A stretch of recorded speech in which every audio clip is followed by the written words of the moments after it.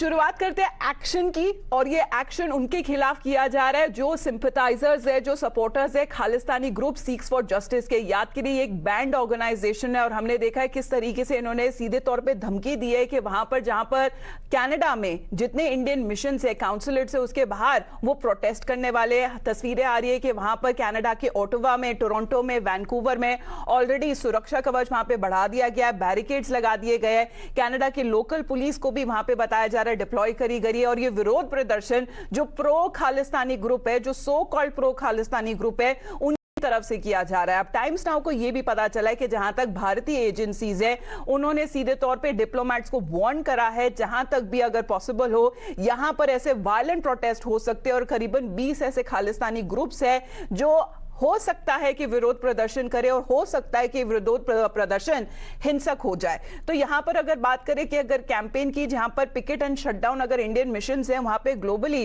उन्हें terror houses कहा जा रहा है और यहां पर हमने देखा है कि झूठ किस तरह से फैलाया जा रहा है। जहां तक अगर इस टेररिस्ट गुरपरवंत सिंह पन्नू के बारे में बात करें तो, और वो उकसा रहा है लोगों को और वहां पर भारतीय मूल के जितने वो लोग हैं ताकि वो जितने नंबर में वहां पर जुट सके और इंडियन मिशन पे हमला कर सके, इस तरीके से उकसाने वाले मैसेजेस उसकी तरफ से दिए जा रहे हैं।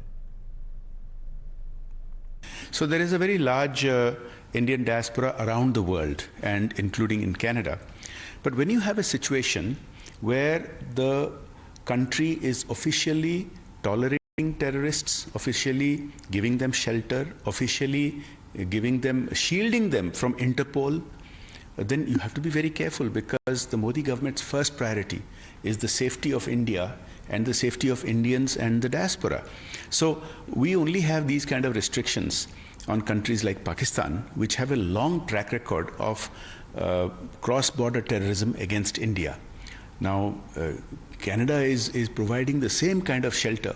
In fact, some of these terrorists who are getting training from ISI in Pakistan are going via Canada. So travel restrictions are fully justified when the safety and security against terrorist attacks in India are the issue. So there are many other places that, for example, there are Indian students in large numbers in Canada. But there are also Indian students in other countries which don't support terrorists. These Indian students can go to other countries. They can, in India itself, there are many new facilities coming up. And the diaspora itself, I think, in Canada is very clear that they are not with Khalistani terrorists and separatists. Shivani हमारे साथ आज सुबह जुड़ गई है। Good morning Shivani. ये सिर्फ मुट्ठी भर लोग हैं और किस तरीके से ये लोग धमकियां दे रहे हैं और उकसाने की कोशिश कर रहे हैं वहां लोगों को। हमें बताया जा रहा है कि सीधे तौर पे थ्रेट्स भी मिली इंडियन डिप्लोमेट्स को और वहां पर जो विरोध प्रदर्शन के जरिए हमें बताया जा रहा है कि वहां पर जो सिक्योरिटी है भारतीय मिशन के सामने वो बढ़ा दी गई है। अमिता देखिए, पिछले कई दिनों से ये स्थिति बनी हुई है कनाडा में और ये जो हम देख रहे हैं इस तरह का प्रोटेस्ट हुआ है टोरंटो में इंडियन काउंसुलेट के बाहर। आपको पता होगा कि पिछले हफ्ते external affairs minister S Jaishankar ने इस पूरे मामले को रिव्यू किया है और भारत ने जो अपने दूतावास है वहां पर सिक्योरिटी को देखते हुए काम पोस्टपोन कर दिया था वीजा का। और यही वजह थी क्योंकि लगातार इस तरह के थ्रेट्स आ रहे थे भारतीय डिप्लोमेट्स को जो टोरंटो में बेस्ड हैं, जो कनाडा में है, और उस वजह से वो अपना काम ठीक ढंग से नहीं कर पा रहे थे। तो सिचुएशन है, इसको देखते हुए नई एडवाइजरीज जारी की जा रही हैं और कुछ एडवाइजरीज जारी की जा सकती हैं कि जितने भी भारतीय हैं और जितने भी खासतौर पे भारतीय डिप्लोमेट्स हैं जो लोग कनाडा में रह रहे हैं वो सुरक्षित स्थानों पर रहें और अगर किसी भी तरह की असुरक्षा की भावना उनको होती है, कोई थ्रेट कॉल्स आते हैं, तो सीधे वो भारत सरकार के साथ संपर्क में आ सकते हैं। तो all this is been happening since past few days अमिता नाउ इन कनाडा।